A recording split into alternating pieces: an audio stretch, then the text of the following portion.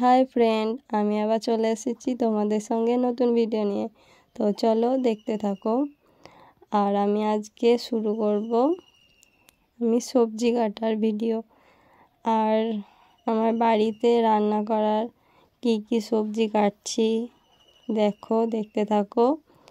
আর দেখো, আমি আলুটা ছাড়িয়ে নিয়ে আমি আলুটাকে ভালোভাবে কেটে নিব। আর আলুর চোকাগুলোকে ভালোভাবে ছাড়াতে হবে।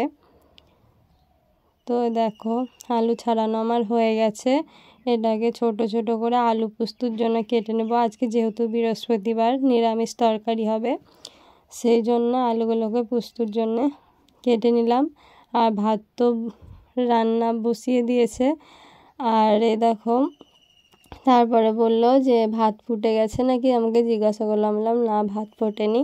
তাহলে বললো এঁঠেগুলো ছাড়িয়ে দাও, ভাতের মধ্যে আমি ছানা খাওয়া হবে আমাদের সবার। তাই আমি এঁঠেগুলোকে ছাড়িয়ে দিলাম।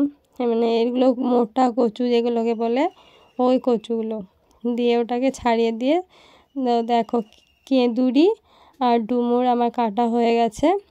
আর এরপরে আমি দেখো টমেটোগুলো কেটে নেব। টমেটোগুলো একটু খারাপ, খুব একটা ভালো নয়, ওই দেখে কেটে নিলাম।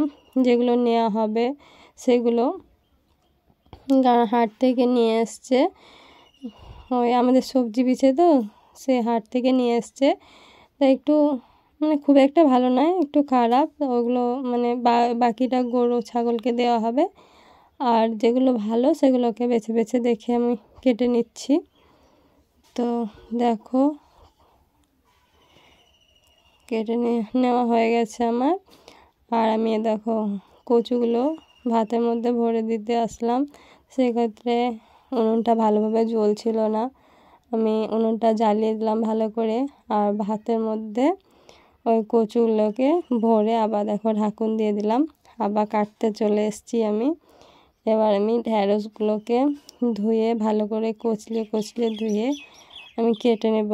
আর না ধুয়ে কাটলে জানোই, ঢ্যাঁড়সের মধ্যে জল ঢুকে গেলে ওগুলো ভালো লাগে না। আর দেখো, আমার কাটানো কমপ্লিট। ওটা হবে আলু পোস্ত, আর এটা টক হবে, আর এগুলো ভাজা। তো আমার